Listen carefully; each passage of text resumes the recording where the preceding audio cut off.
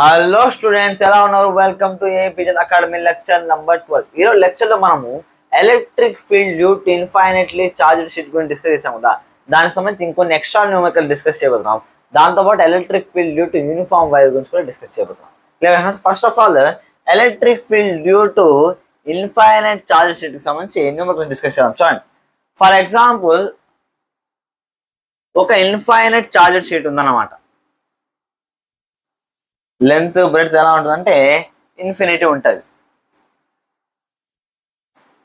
ఇప్పుడు ఏమైందంటే ఈ ఇన్ఫైనైట్లీ చార్జ్డ్ షీట్ యొక్క చార్జ్ డెన్సిటీ వచ్చి సిగ్మా అనుకుందాం, ఓకేనా. ఇప్పుడు దీనికి ఏం చేశానంటే ఒక డిస్క్ షేప్లో ఒక క్యావిటీ అనేది దీనిపైన క్రియేట్ చేశాను అనమాట, ఓకేనా. ఫర్ ఎగ్జాంపుల్ ఈ క్యావిటీ యొక్క రేడియస్ ఎంత ఉందంటే 6 ఉంది. క్లియర్ స్టూడెంట్స్, సేమ్ అదే విధంగా ఇప్పుడు ఈ క్యావిటీకి r/√3 డిస్టెన్స్ దగ్గర నేను ఒక పాయింట్ ఏ అనేది తీసుకున్నా. ఇప్పుడు ఆ పాయింట్ ఏ దగ్గర ఎలక్ట్రిక్ ఫీల్డ్ ఎంత ఉంటుందో కనుక్కోవాలన్నమాట. క్లియర్ స్టూడెంట్స్, ఏం చేయాలి? ఆల్రెడీ మనము క్యావిటీకి సంబంధించి న్యూమరికల్స్ చేసాం, డిస్క్ టైప్ ఆఫ్ ప్రాబ్లమ్స్. మరి దీనికి ఎలా చేయాలంటే సేమ్ దానికి ఏ రకంగా అయితే చేసామో దీన్ని కూడా అలా చేయొచ్చు. ఏం చేయాలి చూడండి, ఈ మొత్తం ఇన్ఫైనైట్ చార్జ్ షీట్ కి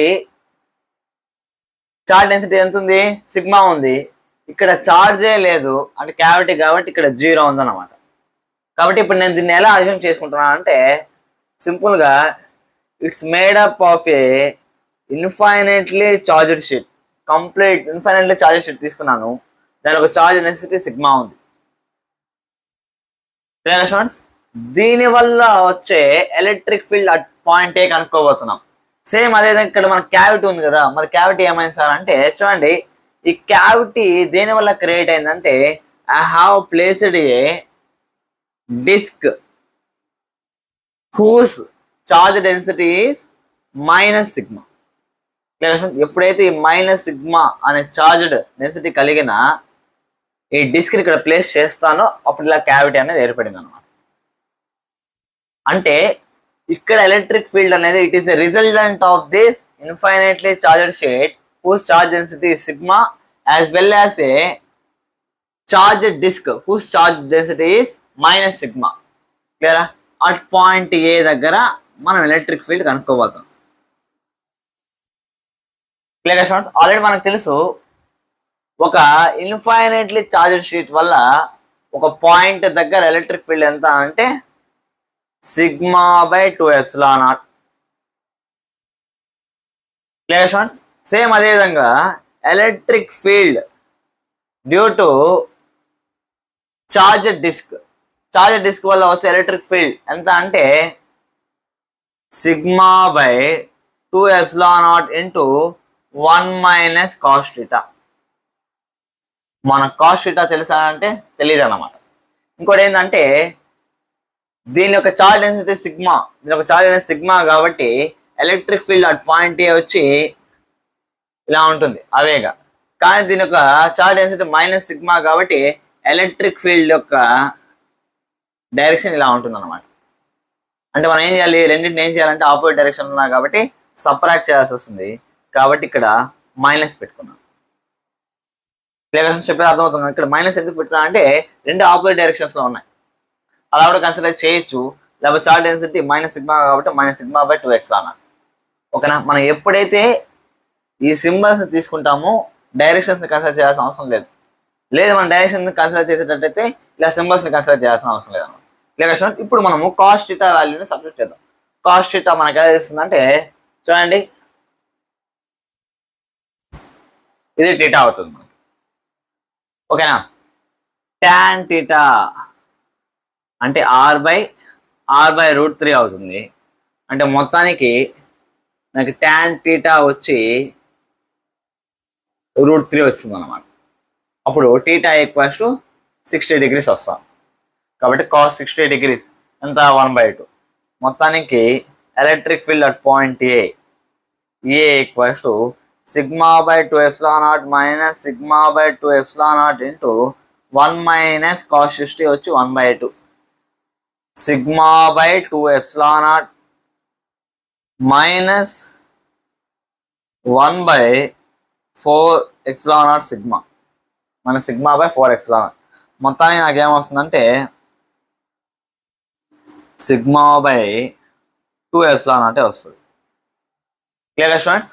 అది కూడా డైరెక్షన్ ఎలా ఉంటుందంటే చూడండి, యూనిఫామ్లీ చార్జ్డ్ షీట్ వల్ల వచ్చే ఎలక్ట్రిక్ ఫీల్డ్ యొక్క మ్యాగ్నిట్యూడ్ వచ్చి మ్యాక్సిమంగా ఉంది దీంతో కంపేర్ చేసినప్పుడు. దీనిలో సగం అని చూడండి. కాబట్టి నెట్ ఎలక్ట్రిక్ ఫీల్డ్ యొక్క డైరెక్షన్ వచ్చి ఈ రకంగా ఉంటుంది అన్నమాట. Clear students? ఈ రకంగా మనం న్యూమరికల్ సాల్వ్ చేయాలన్నమాట. సేమ్ ఇదే తరహాలో ఇంకొద్దిగా డిఫరెంట్గా ఇస్తాను చూడండి. అర్థం అనుకుంటున్నాను న్యూమరికల్. నెక్స్ట్ క్వశ్చన్ ఏంటంటే ఈసారి సేమ్ ఇన్ఫైనైట్లీ చార్జ్డ్ షీట్ ఉంది. ఇంత క్యావిటీ క్రియేట్ చేశాను.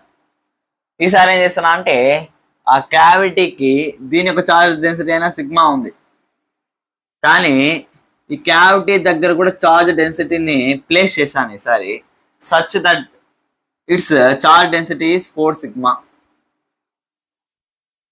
ఇప్పుడు సేమ్ యాక్సిస్ దగ్గర నుంచి r/√3 డిస్టెన్స్ దగ్గర ఎలక్ట్రిక్ ఫీల్డ్ ఎంతో కనుక్కోవాలి.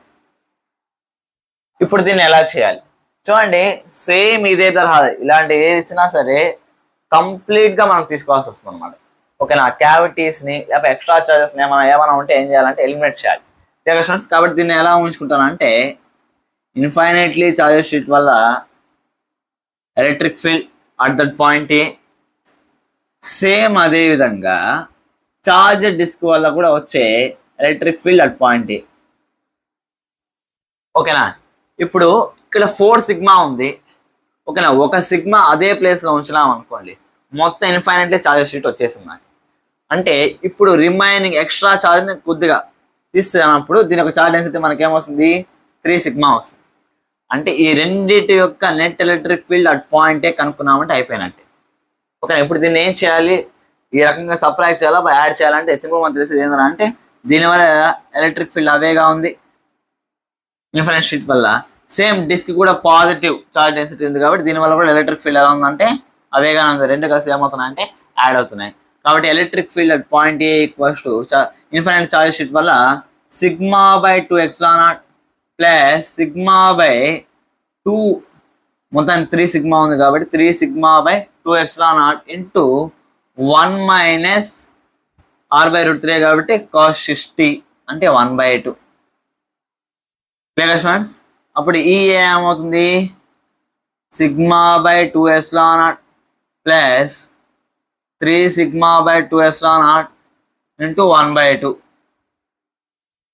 Clear students? అప్పుడు ఈ ఎలక్ట్రిక్ ఫీల్డ్ అట్ పాయింట్ ఏమవుతుందంటే సిగ్మా బై 2 కామన్ చేస్తే 1 ప్లస్ 3/2.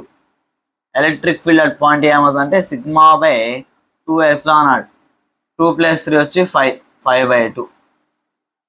Clear students? మొత్తానికి 5 సిగ్మా బై 4 వచ్చిందన్నమాట. Clear students? ఈ రకంగా పాజిటివ్ చార్జెస్ ఇచ్చినా సరే నెగిటివ్ చార్జెస్ ఇచ్చినా సరే మనం దాన్ని కంప్లీట్గా ఉండేటట్టు ఊహించుకొని రిమైనింగ్ చార్జ్ని మనం ఎక్స్ట్రాగా ఇలా రాసుకుంటాం అన్నమాట. క్లియర్? ఒకవేళ నెగిటివ్ చార్జ్ డెన్సిటీ ఎక్కడ ప్లేస్ చేసినట్టే దానికి ఎలా వస్తుంది అని ఒకసారి డిస్కస్ చేద్దాం. చూడండి.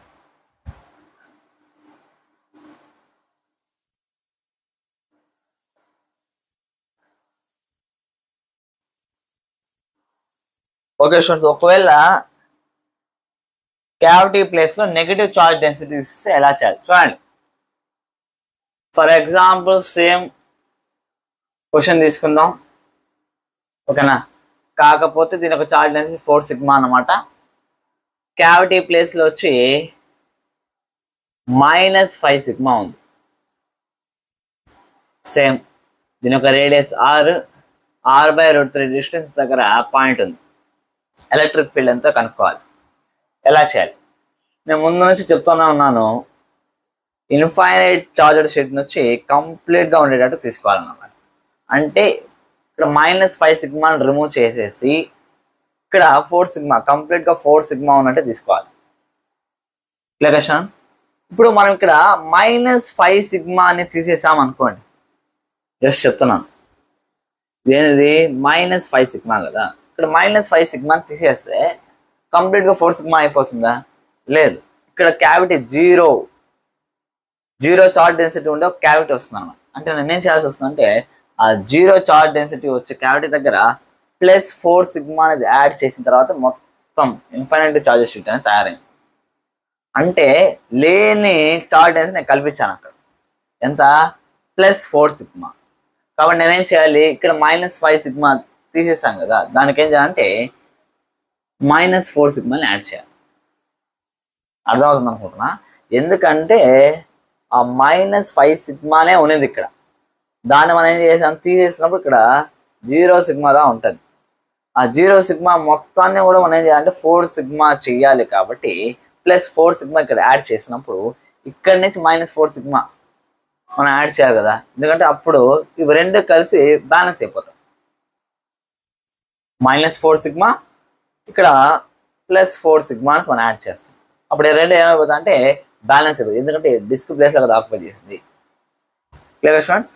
కాబట్టి ఎప్పుడైనా సరే ఇలాంటి క్వశ్చన్ ఇచ్చినప్పుడు మనం ఏం చేయాలంటే ఎప్పుడైతే ఇన్ఫైనైట్లీ చార్జ్ షీట్ లేకపోతే ఏ సర్ఫేస్ అయినా కావచ్చు, మనం మొత్తాన్ని బ్యాలెన్స్ చేసుకుంటున్నప్పుడు ఏం చేయాలంటే ఇక్కడ ఎంత ఛార్జ్ ఉందో ఆ ఛార్జ్ డెన్సిటీని మనం ఏం చేయాలంటే మైనస్ చేయాలి.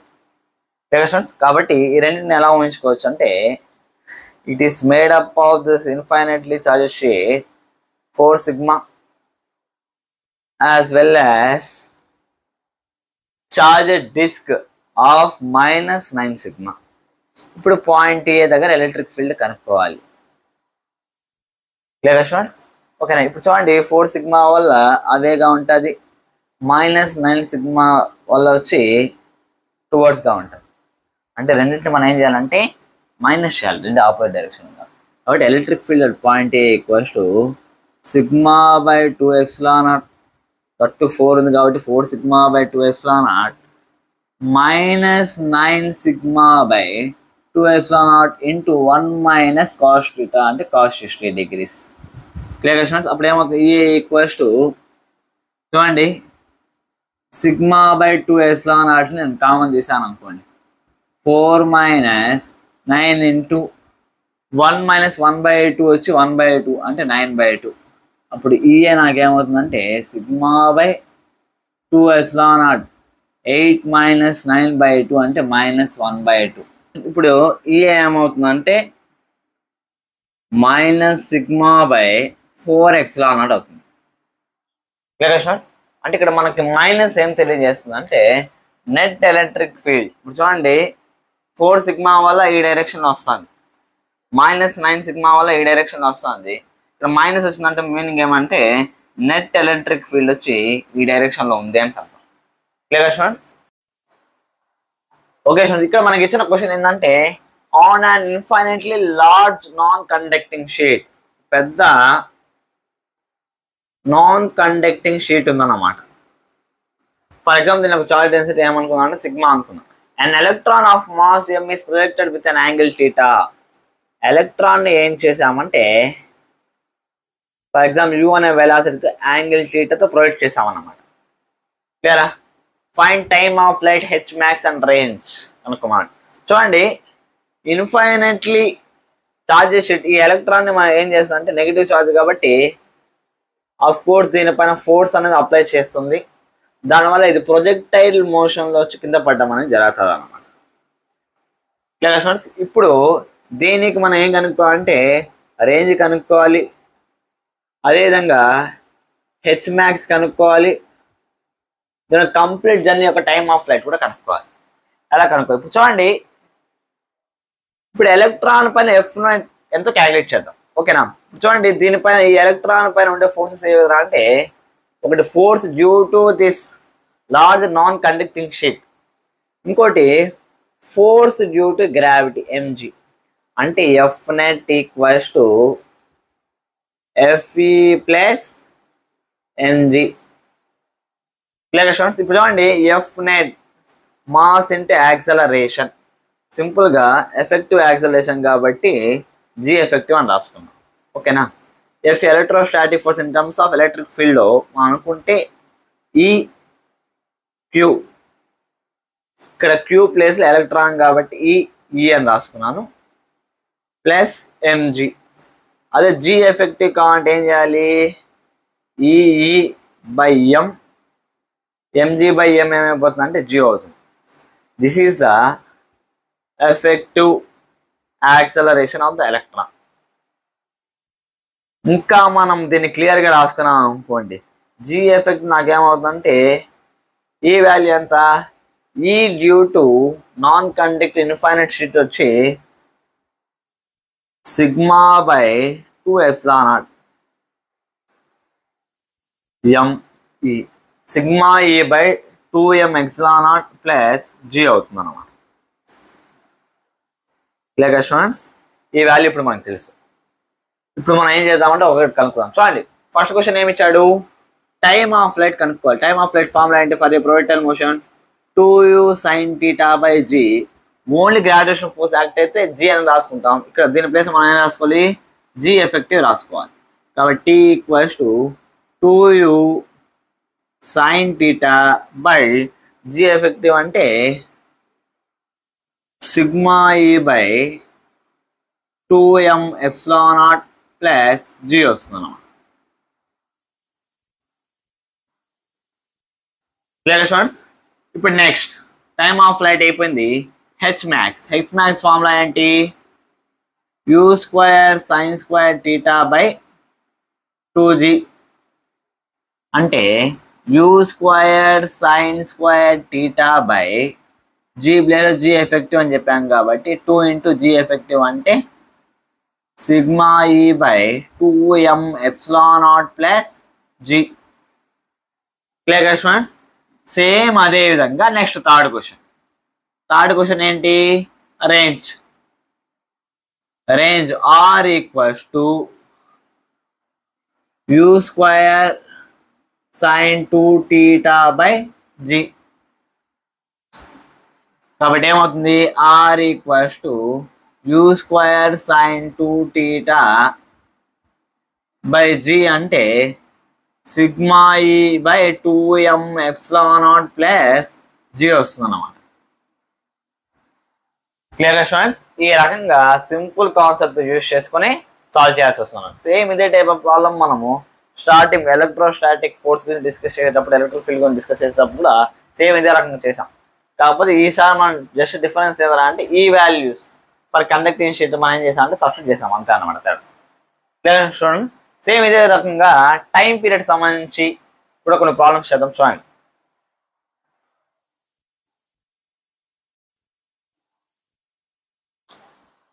ఓకే స్టూడెంట్స్, ఒక ఇంట్రెస్టింగ్ క్వశ్చన్ సాల్వ్ చేద్దాం. చూడండి, for example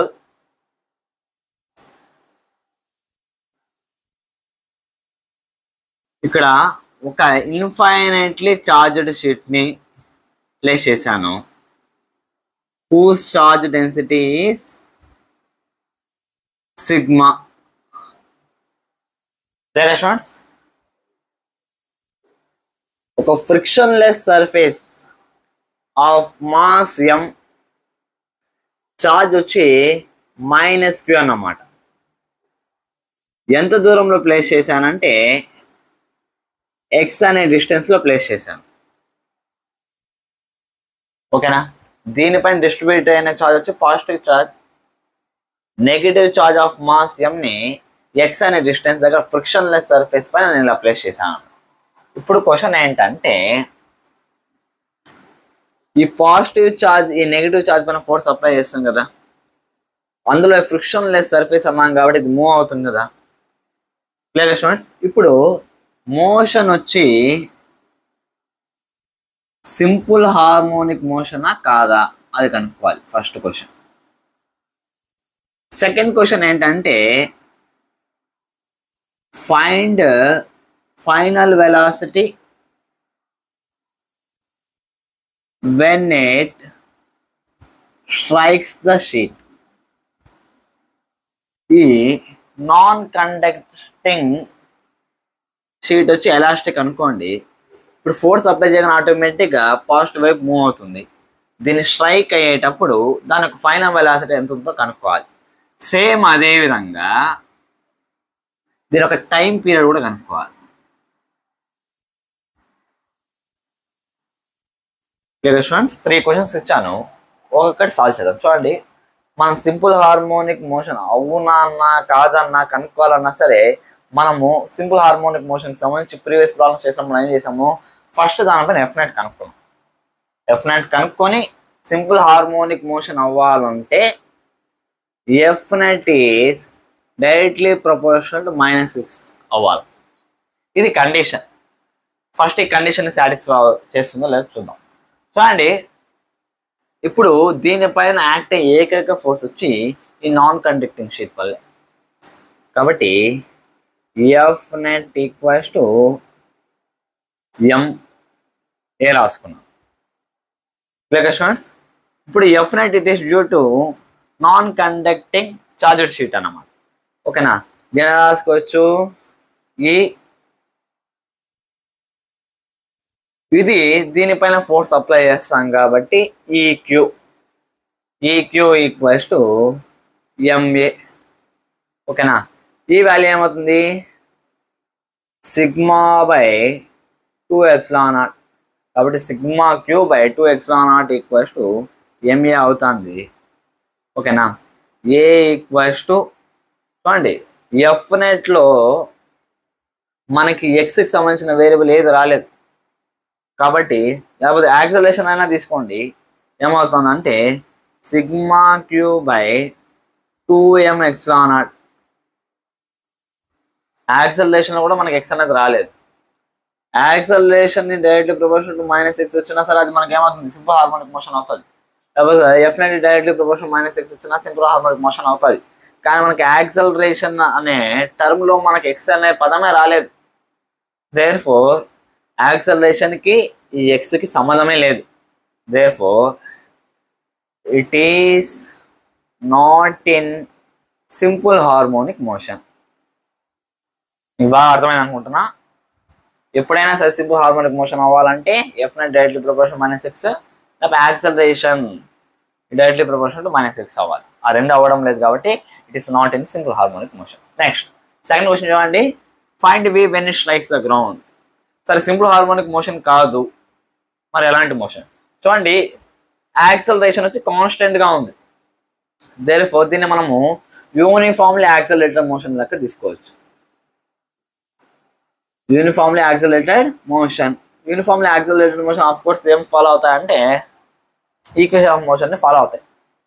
clear students, initial velocity 0, final velocity కనుక్కోవాలి, యాక్సలరేషన్ తెలుసు. కాబట్టి సింపుల్గా ఏ ఫామ్ అప్లై చేయొచ్చు అంటే v² - u² equals 2as apply చేయొచ్చు. ఓకేనా, v వాల్యూ కనుక్కో -u వచ్చి 0² ఈక్వల్స్ 2 ఇంటూ ఏ వాల్యూ ఎంత, sigma q by 2mε0. S value ఎంత అంటే ఎక్స్ అన్నమాట. క్లియర్ స్టూడెంట్స్, చూడండి 2 క్యాన్సిల్ అయిపోయింది. v² equals to sigma q by mε0 into x. v equals to root of sigma q x by mε0. Clear students, అర్థమైంది అనుకుంటున్నా. Next third question solve చేద్దాం. చూడండి, so simple harmonic motion లేదు కదా, కాబట్టి మనకు టైం పీరియడ్ వస్తుందా రాదా అంటే చూడండి, నెగిటివ్ చార్జెడ్ బాడీ, ఇది పాజిటివ్లీ చార్జెడ్ బాడీ అట్రాక్ట్ చేయగానే వచ్చి దీనికి స్ట్రైక్ అవుతుంది. ఎలాస్టిక్ నేచర్ ఉండడం వల్ల మళ్ళీ ఏమవుతుంది, ఎలాస్టిక్ కొలిషన్ జరిగి మళ్ళీ వెనక్కి వస్తుంది అనమాట. మళ్ళీ ఏమవుతుంది, అట్రాక్షన్ ఫోర్స్ వల్ల మళ్ళీ స్ట్రైక్ అవుతుంది, మళ్ళీ వెనక. అంటే ఇదే ప్రాసెస్ ఏమవుతుంది అంటే రిపీట్ అవుతుంది. అంటే సింపుల్ హార్మోనిక్ మోషన్ కాకపోయినా సరే స్ట్రైక్ అయ్యి వెనక్కి రావడం అంటే ఆసిలేటర్ మోషన్ అని జరుగుతుంది. ఇప్పుడు ఆసిలేటర్ మోషన్ అనగానే మనకు టైం పీరియడ్ ఉంటుంది కదా, కనుక్కోవచ్చు. ఎలా కనుక్కోవచ్చు, same equation of motion use చేద్దాం. ఏమవుతుంది, s equals to ut plus ½ at² అవుతుంది. టైం ఉండేది.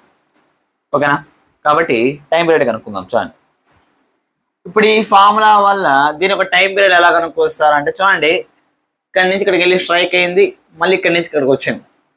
ఓకేనా, ఇక్కడి నుంచి ఇక్కడికి వచ్చి స్ట్రైక్ అయిన టైంని టీ అనుకుంటాను. ఓకేనా, ఈ టీని డబుల్ చేసాను, మనకు టైం పీరియడ్ వచ్చేస్తుంది కదా. ఓకేనా, చూడండి ఎస్ వాల్యూ ఎంత ఎక్స్ ఈక్వల్స్ టు యూ వచ్చి automatic 0 into t plus half a value ఎంత sigma q by 2m epsilon naught t square. Clear students? ఇప్పుడు నాకు టీ స్క్వేర్ ఏమవుతుందంటే ఇది కంప్లీట్గా 0 అయిపోయింది. 4m epsilon naught x by sigma q అవుతుంది. టీ ఈక్వల్స్ టు స్క్వేర్ పంపిస్తే రూట్ అవుతుంది. అప్పుడు మొత్తం 2 root of m epsilon naught x by sigma q అవుతుంది. ఇదేంటి జస్ట్ వెళ్ళి స్ట్రైక్ అయ్యడానికి టైం అన్నమాట.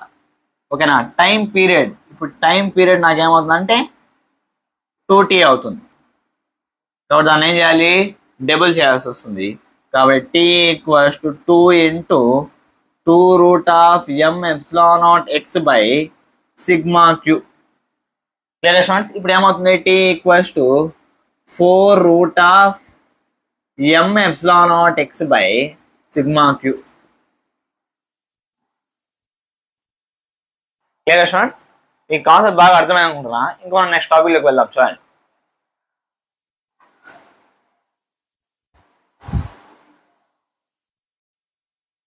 ఓకే, ఇప్పుడు మనము electric field due to uniformly charge finite wire.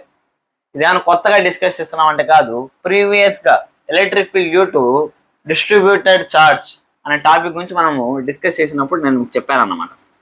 ఒక యూనిఫామ్ రాడ్ తీసుకున్నాం, దీని యొక్క యాక్సిస్ లో ఒక పాయింట్ తీసుకొని ఇక్కడ ఎలక్ట్రిక్ ఫీల్డ్ ఎంత కనుక్కున్నాం. Clear students? ఇప్పుడు ఒకవేళ ఈ పాయింట్ యాక్సిస్ పైన తీసుకున్నాం కాబట్టి మనం ఇదే క్యాలిక్యులేట్ చేయగలిగాం.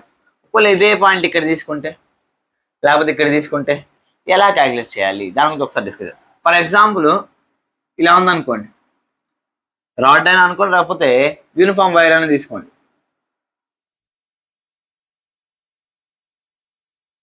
Clear students? దీని యొక్క చార్జ్ డెన్సిటీ 1 డైమెన్షనల్ కాబట్టి లాంబ్డాతో డినోట్ చేస్తున్నాం. Clear students? ఇప్పుడు నేను ఏం చేశానంటే ఒక పాయింట్ పి తీసుకున్నాను. క్లియర్? చూడండి, ఈ పాయింట్ పి యాక్సిస్ పైన లేదు, పక్కన ఎక్కడ ఉందన్నమాట. ఓకేనా? ఈ పాయింట్ పి అనేది వైర్ నుంచి పర్పెండిక్యులర్ డిస్టెన్స్ ఆర్లో ఉందన్నమాట. ఓకేనా? ఈ వైర్ యొక్క ఎండ్స్ లేకపోతే రాడ్ యొక్క ఎండ్స్ అనేది దీంతో θ1, ఇంకొక ఎండ్ వచ్చి θ2 అనే యాంగిల్ చేస్తాను. అలాంటప్పుడు దీనిపైన కలిగే నెట్ ఎలక్ట్రిక్ ఫీల్డ్ అంతా కనుక్కోవాలి.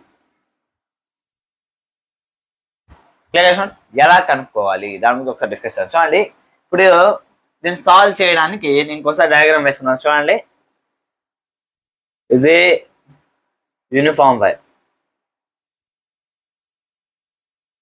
పాయింట్ పి ఇక్కడ తీసుకున్నాం. ఇప్పుడు ఈ పాయింట్ పి వచ్చి ఆ డిస్టెన్స్ లో ఉంది, పర్పెండిక్యులర్ డిస్టెన్స్ అనమాట. ఓకేనా? పర్పెండిక్యులర్ డిస్టెన్స్ వచ్చి ఆర్ దగ్గర ఉందన్నమాట.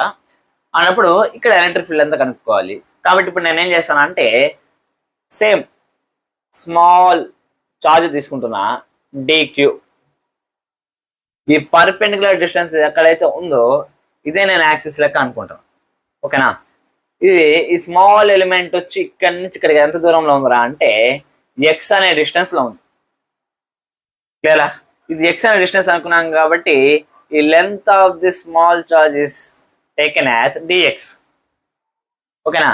ఈ డిఎక్స్ లెంత్ ఉండే డిక్యూ చార్జ్ వల్ల వచ్చే ఎలక్ట్రిక్ ఫీల్డ్ వచ్చి అఫ్ కోర్స్ ఇలా ఉంటుంది, d. Clear students? For example దీని యొక్క డి ఎలక్ట్రిక్ ఫీల్డ్ θ యాంగిల్ చేస్తాను. మొత్తం అదే డయాగ్రామ్ లో వేస్తే ఒక θ1 θ2కి ఈ θ కలిసి కన్ఫ్యూజ్ అయిపోతాగా కొద్దిగా సపరేట్ చేసుకున్నాం. కాబట్టి ఇప్పుడు మొత్తాన్ని చూడండి, electric field d d due to dq నాకేమవుతుంది చెప్పండి. డిక్యూ ఈస్ డి ఏమవుతుంది, d equals to k DQ by r square. అంటే ఈ డిస్టెన్స్ నాకు కావాలి. ఈ పర్పెండిక్యులర్ డిస్టెన్స్ ఆర్ అన్నప్పుడు ఇది ఏమవుతుంది, θ యాంగిల్ చేస్తే అఫ్ కోర్స్ ఆర్ సీక్ θ అవుతుంది. Clear students? అప్పుడు ఏమవుతుంది, k DQ by r sec θ whole square r square కాబట్టి క్లియర్ కదా. ఇప్పుడు చూడండి డిక్యూ ఉంది, కానీ నాకు ఇచ్చిన ఇన్ఫర్మేషన్లో ఇన్ టర్మ్స్ ఆఫ్ లాంబ్డాలో చెప్పాను అన్నమాట. లాంబ్డాలో సాల్వ్ చేసుకోవడమే బెటర్ అన్నమాట. కాబట్టి మొత్తానికి నాకేమవుతుంది చూడండి, d q by d x equals to lambda, d q ఏమవుతుంది లాంబ్డా డిఎక్స్ అవుతుంది. లేదా అప్పుడు నాకు ఏమవుతుంది d e equals to k lambda d x by r square C square theta. ఇప్పుడు దీన్ని ఇంటిగ్రేట్ చేస్తే మొత్తానికి నెట్ ఎలక్ట్రిక్ ఫీల్డ్ వచ్చేస్తుంది కదా అనుకుంటే పప్పులో కాల్ చేసినట్టే. ఎందుకంటే ఇక్కడ మనకి రెండు ప్రాబ్లమ్స్ ఉన్నాయి చూడండి. ఫస్ట్ ప్రాబ్లం ఏంటంటే దీన్ని ఇంటిగ్రేట్ చేయాలంటే స్టెప్ బై స్టెప్ ఎక్స్ప్లెయిన్ చేస్తాను చూడండి. దీన్ని ఇంటిగ్రేట్ చేయాలంటే మనకి టూ వేరియబుల్స్ ఉన్నాయి. ఒకటి ఎక్స్ అనే వేరియబుల్ అంతే కదా, మన పాయింట్ చార్జ్ ఎక్స్ కూడా ఎక్స్తో పాటు పాయింట్ చార్జెస్ వేరీ అవుతూ ఉంటాయి, వాటన్నిటిని ఇంటిగ్రేట్ చేయాల్సి వస్తుంది. సేమ్ దానికి సంబంధించిన యాంగిల్ కూడా చేంజ్ అవుతూ ఉంటుంది. టీటా 1 టీటా 2 అక్కడ అది జస్ట్ ఎండ్స్ మాత్రం, కానీ ఇక్కడ పాయింట్ చార్జెస్ ప్లేసెస్ చేంజ్ అయ్యేసరికి యాంగిల్ కూడా నాకు ఒక వేరియబుల్ లాగా ఉంది. సేమ్ నాకు డిఎక్స్ అనేది కూడా ఎక్స్ యొక్క వాల్యూస్ నాకు ఎలా ఉందంటే వేరియబుల్ లాగా ఉన్నా. అంటే టూ వేరియబుల్స్ యూస్ చేసి మనం ఇంటిగ్రేట్ చేయాలంటే అంత ఈజీ కాదు కదా. కాబట్టి టూ వేరియబుల్స్ని ఏదో వన్ వేరియబుల్ లెక్క చేంజ్ చేసుకున్నాం. ఎలా చేంజ్ చేసుకున్నాం ఇప్పుడు చూడండి, ఇదే డయాగ్రామ్ని అబ్జర్వ్ చేస్తే చూడండి టాన్ టీటా, దీనిలో చూడండి టాన్ టీటా నాకు ఏమంటుంది ఎక్స్ బై ఆర్ అవుతుంది. Clear students. అప్పుడు నాకు ఎక్స్ ఏమవుతుందంటే x equals to r tan theta అవుతుంది. ఓకేనా, అంటే మొత్తానికి x equals to r tan theta అవుతుంది. నాకు ఇక్కడ ఏముంది ఎక్స్ ఉందా లేదా డిఎక్స్ ఉంది, కాబట్టి ఏం చేద్దామంటే డిఫరెన్స్ చేద్దాం, బోత్ సైడ్స్ ఎక్స్ చేద్దాం. D by dx of x నాకు ఏమవుతుంది 1 అవుతుంది. ఆర్ అనేది కాన్స్టెంట్ కూడా ఆర్ అలాగే రాసుకున్నాను. D by dx of tan theta ఏమవుతుందంటే sec square theta d theta by d x అవుతుంది. అంటే మొత్తం నాకు డిఎక్స్ ఏమవుతుందంటే r sec square theta d theta వచ్చు. Clear students. అది ఎత్తి ఇక్కడ సబ్స్టిట్యూట్ చేద్దాం. D e equals to k lambda r sec square theta d theta by r square C square theta. Clear students. ఇప్పుడు చూడండి r r gets cancel, sec square theta gets cancel. మొత్తానికి నాకు D ఏమొచ్చిందంటే k lambda by r d theta వచ్చింది. Clear. అంటే ఇది just ఒక small charge వల్ల వచ్చిన ఎలక్ట్రిక్ ఫీల్డే. ఓకే, ఇప్పుడు మెయిన్ ప్రాబ్లం ఇంకా స్టార్ట్ అవుతుంది అనమాట. అదే ఏంటంటే d e k lambda by r d theta. Sir ఇప్పుడు నాకు ఈ నెట్ కావాలంటే simple integral d e equals to integral k lambda by r d theta చేసి కాన్స్టెంట్ కాబట్టి బయటకు రాసి ఇంటిగ్రల్ డి టీటా టీటా అవుతుంది. కాబట్టి ఆల్రెడీ మనకు తెలుసు టీటా వాల్యూ ఎక్కడి నుంచి ఎక్కడ వరకు అవుతుంది, టీటా 1 నుంచి టీటా 2 వరకు అవుతుంది. కాబట్టి లిమిట్స్ అప్లై చేసి అయిపోతుంది కదా అంటే అలా రాదన్నమాట. ఎందుకు రాదు సార్? ఇక్కడ what we have got through this equation is the magnitude of electric field due to this small charge. ఈ స్మాల్ చార్జ్ వల్ల వచ్చిన మ్యాగ్నిట్యూడ్ మాత్రమే. ఓకేనా, ఇక్కడ మనం ఇంటిగ్రేట్ చేస్తున్నాం అంటే సింపుల్గా మనం ఏం చేస్తున్నాం అంటే మ్యాగ్నిట్యూడ్స్ని యాడ్ చేస్తాం. ఓకేనా, కానీ మనకి ఎలక్ట్రిక్ ఫీల్డ్ అనేది వెక్టార్ క్వాంటిటీ. మనం ఎలా యాడ్ చేయాలంటే వాటి యొక్క డైరెక్షన్స్ని కూడా కన్సిడర్ చేసుకుని యాడ్ చేయాలి. సింపుల్గా అర్థమైంది చెప్పండి. చూడండి, ఫర్ ఎగ్జాంపుల్ ఒక ఫ్రిక్షన్ లెస్ సర్ఫేస్ పైన ఒక బాక్స్ తీసుకున్నాం. టైం తీసుకున్నా పర్లేదు, మీకు అర్థమయ్యేటట్టు చెప్తాను. చూడండి, ఫర్ ఎగ్జాంపుల్ ఒక పర్సన్ వచ్చి 10 న్యూటన్స్ ఫోర్స్తో పుష్ చేస్తున్నాడు, ఇంకొక పర్సన్ కూడా 10 న్యూటన్స్ ఫోర్స్తో పుష్ చేస్తున్నాడు. ఇప్పుడు నెట్ ఫోర్స్ ఎంత? 10 + 10 = 20 అంటారు. అంటే సింపుల్గా యాడ్ చేసేది. అదే ఇదే పర్సన్ వచ్చి ఇటు పక్క నుంచి కాకుండా ఇటు పక్క వచ్చి 5 న్యూటన్స్ ఫోర్స్ అప్లై చేస్తే మీరు 10 + 5 = 15 యాడ్ చేస్తారా? లేదు, ఎందుకంటే రెండు ఆపోజిట్ డైరెక్షన్స్ ఉన్నాయి కాబట్టి 10 - 5 అని చేసి 5 న్యూటన్స్ అని చెప్తారు.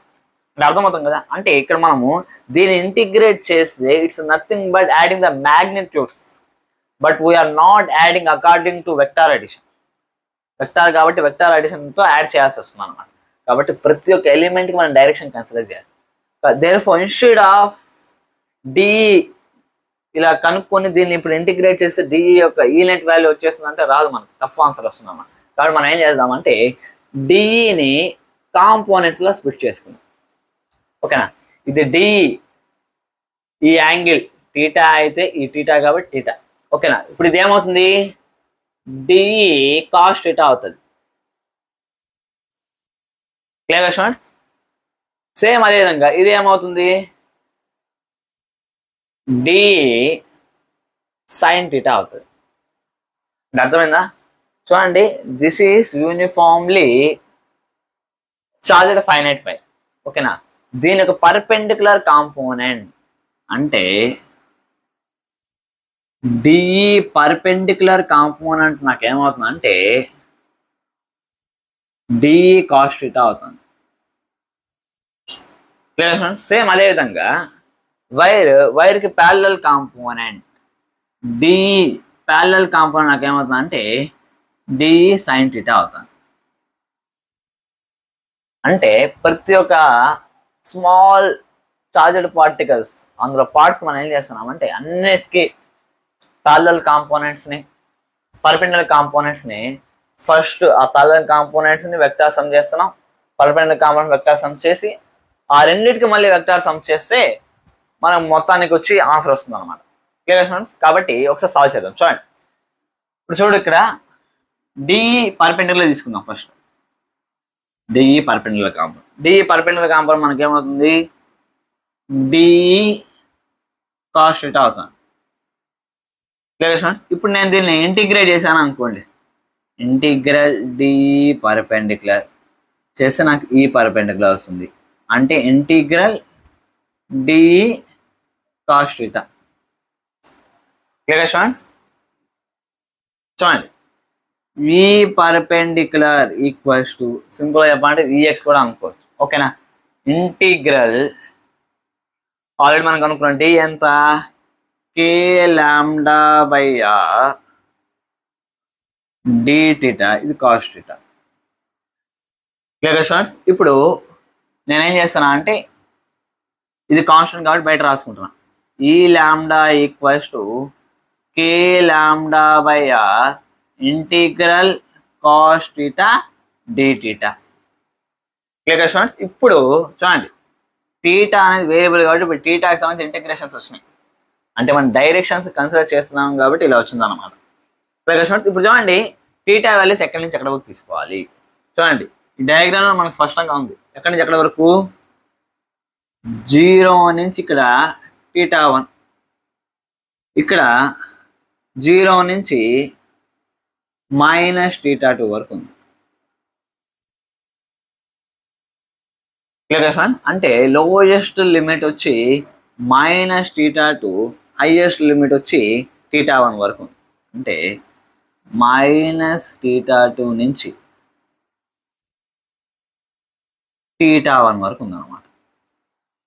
Clear friends? కాబట్టి వాల్యూస్ సబ్స్టిట్యూట్ చేద్దాం. చూడండి, ఈ lambda equals to k lambda by r integral cos theta నాకేమవుతుందంటే సైన్ టీటా అవుతుంది.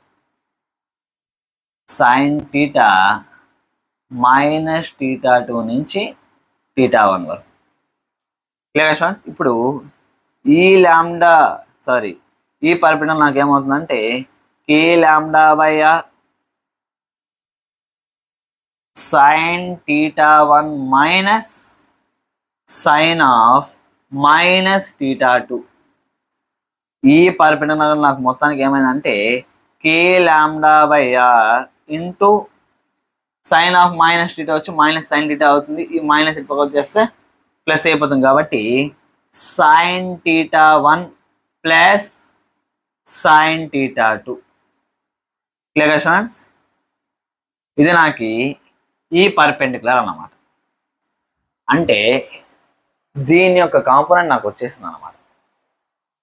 అంటే అన్నిటి యొక్క వెక్టార్ సమ్ యొక్క పర్పెండిక్యులర్ కాంపోనెంట్స్ నాకు ఈ డైరెక్షన్లో వచ్చేసాయి. Clear students? ఇప్పుడు ప్యారలల్ కాంపోనెంట్స్ గురించి డిస్కస్ చేద్దాం. ఈ parallel given by integral d e parallel అన్నమాట. Clear students? అంటే ఇప్పుడు నాకు మొత్తానికి ఏమవుతుంది, కే లాంబ్డా బై ఆర్ ఓకేనా.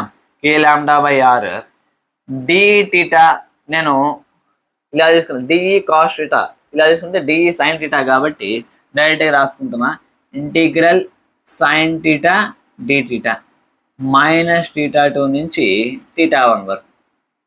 Clear students. ఇప్పుడు చూడండి k lambda by r integral sine theta d theta ఏమవుతుంది అంటే మైనస్ కాస్ టీటా అవుతుంది. అంటే మైనస్ కాస్ టీటాలో మనం లిమిట్స్ అప్లై చేయాలి. ఎక్కడి నుంచి ఎక్కడకు మైనస్ టీటా 2 నుంచి టీటా 1 వరకు. Clear students. అప్పుడు నాకేమవుతుందంటే సింపుల్గా k lambda by r minus ఇలాగే రాసుకుంటున్నాను cos theta 1 minus cos of minus theta 2 k lambda by r cos theta 1 minus cos theta 2.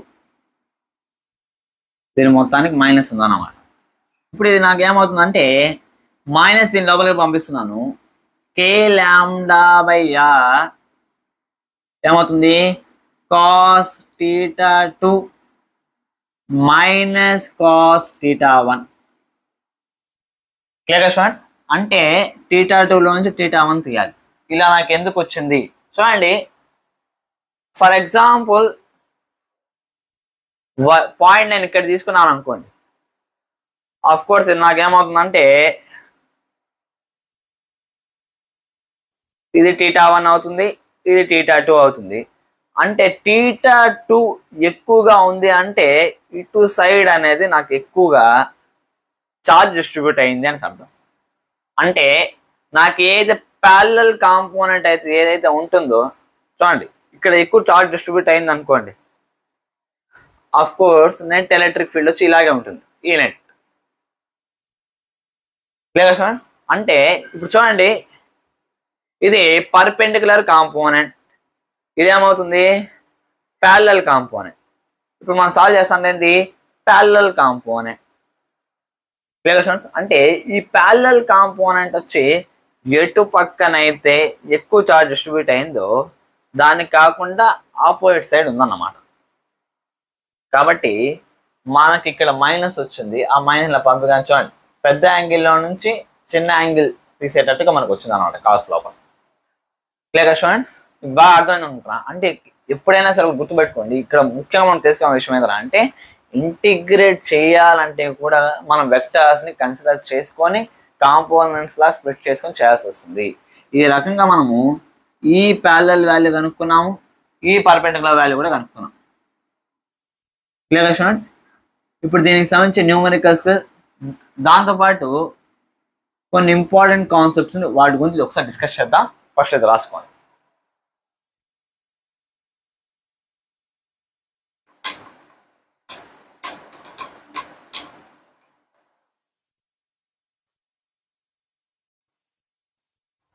Okay students. ఇంతసేపు మనము ఫైనైట్ వైర్ వల్ల ఒక పాయింట్ దగ్గర ఎలక్ట్రిక్ ఫీల్డ్ ఎంత వస్తుందో దాని గురించి డిస్కస్ చేసాం అనమాట. ఇప్పుడు దానికి యూనిఫామ్లీ చార్జ్డ్ ఆర్కి మధ్య ఉన్న రిలేషన్ ఒక వీర్డ్ రిలేషన్షిప్ ఉందన్నమాట. దాని గురించి ఒకసారి డిస్కస్ చేద్దాం. చూడండి ఇదే నోట్ పాయింట్లో రాసుకోండి. ఏంటంటే ఇప్పుడు చూడండి ఒక ఫైనైట్ చార్జ్డ్ వైర్ తీసుకున్నాము. Electric field at point P ఎలా క్యాలిక్యులేట్ చేసాము? సింపుల్గా మన కనుక పర్పెండిక్యులర్ డిస్టెన్స్ ఆర్ అనుకుంటే డిఎక్స్ లెంత్ దగ్గర డిక్యూ పాయింట్ చార్జ్ని తీసుకొని దీని యొక్క ఎలక్ట్రిక్ ఫీల్డ్ డిఏ అనుకునేసి దాని కాంపోనెంట్స్ తీసుకొని మళ్ళీ దాన్ని ఇంటిగ్రేట్ చేసాం, వెక్టర్ ఇంటిగ్రేషన్ చేసామన్నమాట. అప్పుడు మనకి ఏమొచ్చింది? D equals to k lambda by r d theta వచ్చింది. కావాలంటే ఒకసారి డెరివేషన్ ముఖం చూడండి, మీకు తెలుస్తుంది. డిఈ కనుక్కున్నప్పుడు k lambda by r d theta, మళ్ళీ దీని యొక్క పర్పెండిక్యులర్ కాంపోనెంట్స్ ప్యారలల్ కాంపోనెంట్స్ మనం క్యాలిక్యులేట్ చేసాం. ఓకేనా? పర్పెండిక్యులర్ అంటే కాస్ టీటా తీసుకున్నాం, దాన్ని ఇంటిగ్రేట్ చేసాం. ప్యారలల్ అంటే సైన్ టీటా తీసుకున్నాం, దాన్ని ఇంటిగ్రేట్ చేసాం. Clear students? ఇప్పుడు ఆర్క్ కూడా సేమ్ ఇలాంటి వాల్యూనే వస్తుంది తెలుసా మీకు? అలాగో చెప్తాను చూడండి. ఫర్ ఎగ్జాంపుల్ ఇదే తీసుకున్నాం, finite charges sheet, same point తీసుకున్నాం. Clear students? పర్పెండిక్యులర్ డిస్టెన్స్ ఎంత ఉందంటే 6 ఉందన్నమాట. ఈ యాంగిల్స్ మనకి ఏమవుతాయి? θ1. ఈ యాంగిల్ నాకు ఏమవుతుంది? θ2 అవుతుంది. క్లియరా? ఇప్పుడు ఇదే పాయింట్ని సెంటర్ లాగా అనుకొని, ఇదే పర్పెండిక్యులర్ డిస్టెన్స్ రేడియస్ లాగా అనుకొని నేను ఇక్కడ ఒక ఆర్క్ను ఊహించుకున్నాను అనుకోండి.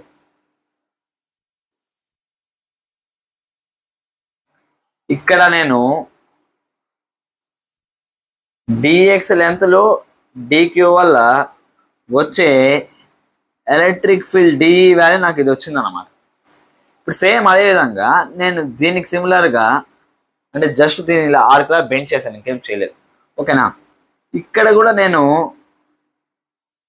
డిఎక్స్ లెంత్ది డిక్యూ పాయింట్ చార్జ్ తీసుకున్నాను అనుకోండి. దీనివల్ల నాకు ఎంతైతే electric field DE λ/r dt ఎలా అయితే వచ్చిందో దీనివల్ల కూడా నాకు ఎలక్ట్రిక్ ఫీల్డ్ అంతే వస్తుంది అన్నమాట. Clear students? ఎలా సార్? చూడండి, already electric field due to charged arc concept చెప్పేటప్పుడు ఏ రకంగా అయితే ఈ వాల్యూ ఇక్కడ నేను డిరైవ్ చేశానో అదే రకంగా అక్కడ కూడా డిఈ వాల్యూ డిరైవ్ చేశాను. ఒకసారి దాన్ని ఫేస్ చూసాను, మీకు అర్థమవుతుంది. DE equals to, for example ఈ ఆర్క్ వల్ల వచ్చేది డిఈ డాష్ అనుకుందాం. ఏమవుతుంది? kdq/r². ఎందుకు? అది ఆర్ అనే రేడియస్లోనే తీసుకుంటున్నాము కాబట్టి ఈ ఎలిమెంట్కి దానికి మధ్య డిస్టెన్స్ ఎంత? r². డిఈ ఈక్వల్స్ టు kdqని ఇన్ టర్మ్స్ ఆఫ్ లాంబ్డాలో రాసుకుందాం. దీనికి కూడా చార్జ్ డెన్సిటీ లాంబ్డా, దీనికి కూడా చార్జ్ డెన్సిటీ ఎంత అంటే లాంబ్డా. ఏమవుతుంది? DQ λr dθ/r². అంతే కదా?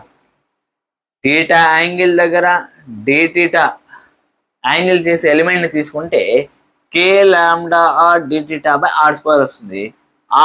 ఆర్ గెట్స్ క్యాన్సిల్ అయితే నాకు డిఈ డాష్ ఏమైందంటే kλ/r dθ అనే వస్తుంది. అంటే ఒక వైర్ స్ట్రైట్గా ఉన్నా లేకపోతే ఆర్క్లా బెండ్ చేసిన సిమిలర్ పార్ట్స్ వల్ల వచ్చే ఎలక్ట్రిక్ ఫీల్డ్ వచ్చి సిమిలర్గానే ఉంటుంది అన్నమాట. Clear students? సింపుల్ చెప్పాలంటే therefore the electric field due to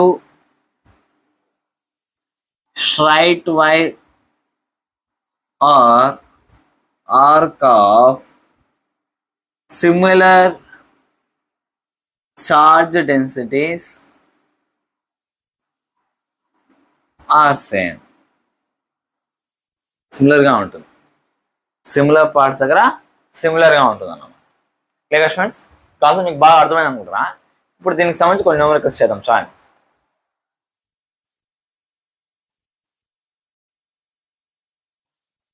okay, ఇక్కడ మనకి ఇచ్చిన క్వశ్చన్ చూడండి. ఒక యూనిఫామ్లీ చార్జ్డ్ వైర్ ఉందన్నమాట. పి అనే పాయింట్ ఎలక్ట్రిక్ ఫీల్డ్ అంతా కనుక్కోవాలి. Clear students? సేమ్ దీన్ని కూడా మనం ఏం చేద్దామంటే ఈ పర్పెండిక్యులర్ ఈ ప్యారలల్ అనుకుందాం. Clear students? కనుక్కోవాలంటే ఫస్ట్ మనకి యాంగిల్స్ తెలియాలి. తెలీదు కాబట్టి ఫస్ట్ అది కనుక్కుందాం. ఈ యాంగిల్ θ1 అనుకుందాం, ఈ యాంగిల్ θ2 అనుకుందాం. ఓకేనా? ఇది ఆర్ లెంత్ అంటే అదే సైడ్ ఉంది, ఆపోజిట్ సైడ్ ఉంది. అంటే మనము సింపుల్గా tan θ యూస్ చేసుకోవాలి. అంటే tan θ1 నాకేమవుతుందంటే 3r/4/r అవుతుంది. Clear friends? R r gets cancel. tan θ1 వచ్చి 3/4 అయినప్పుడు θ1 నాకేమవుతుందంటే 37 degrees అవుతుంది.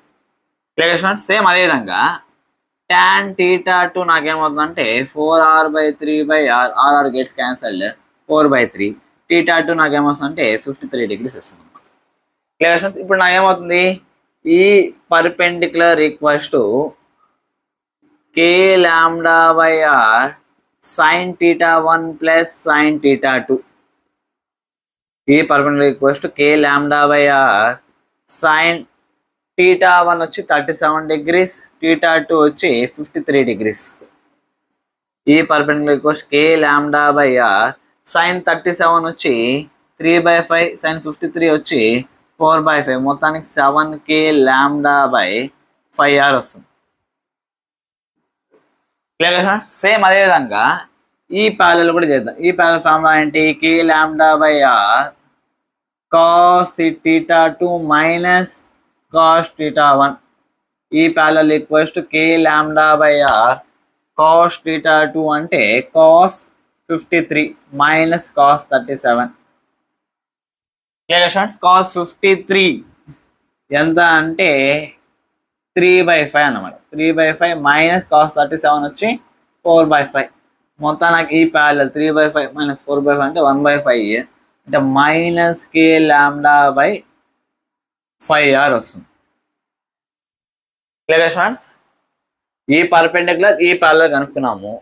ఈ net is the resultant of two perpendicular vectors. ఇది ఈ నెట్ మనకి. ఓకేనా? ఈ నెట్ ఇప్పటికే మీకు అర్థమైంటుంది ఎలా క్యాలిక్యులేట్ చేయాలో. ఈ net equals to root of ఈ పర్పెండిక్యులర్ స్క్వేర్ ప్లస్ ఈ ప్యారలల్ స్క్వేర్. Clear students? చూడండి, ఈ నెట్ ఈక్వల్స్ నాకేమవుతుందంటే రూట్ ఆఫ్ ఈ పర్పెండిక్యులర్ అంతా 7k lambda by 5r whole square plus ఈ ప్యారలల్ వచ్చి minus k lambda by 5r whole square. Clear students? మొత్తం నాకు k lambda by 5r ని బయటికి తీస్తే root of 7 square plus 1 square minus 1 whole square అంటే 1 స్క్వేర్ లాగా తీసుకోవచ్చు. ఈ నెట్ నాకేమవుతుందంటే k lambda by 5r root 50. Root 50ని 25 to 50 రాసుకోవచ్చు కాబట్టి 5k lambda by 5r 25 to అన్నాం కాబట్టి రూట్ 2 వస్తుంది. 5 గెట్స్ క్యాన్సల్డ్. మొత్తం నాకు ఈ నెట్ ఏమొస్తుందంటే route 2k lambda by r వస్తుంది అనమాట. Clear students? ఈ రకంగా ఈ నెట్ వాల్యూ అని కనుక్కోవడం జరుగుతుంది అనమాట. అంటే యాంగిల్స్ ఇస్తే డైరెక్ట్ యాంగిల్స్ సబ్స్టిట్యూట్ చేయొచ్చు. ఇవ్వకపోతే దాన్ని మనం ట్రయాంగిల్స్ లాగా తీసుకొని ట్రిగ్నోమెట్రీ రేషియోస్ యూస్ చేసుకొని మనం వాల్యూస్ కనుక్కొని ఆ తర్వాత మనం న్యూమరికల్ సాల్వ్ చేయాల్సి వస్తుంది అన్నమాట. Clear students? ఇది బాగా అర్థమైంది అనుకుంటున్నా.